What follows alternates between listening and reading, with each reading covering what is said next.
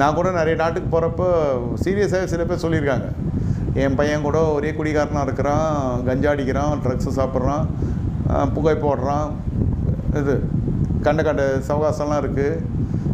நீங்கள் எப்படியாவது அந்த தீர்க்க தரிசனம் எப்படி உரைக்கிறீங்க கொஞ்சம் சொல்லி கொடுத்தீங்கன்னா அவனும் 4 காசு பார்ப்பான் அப்படின்வாங்க.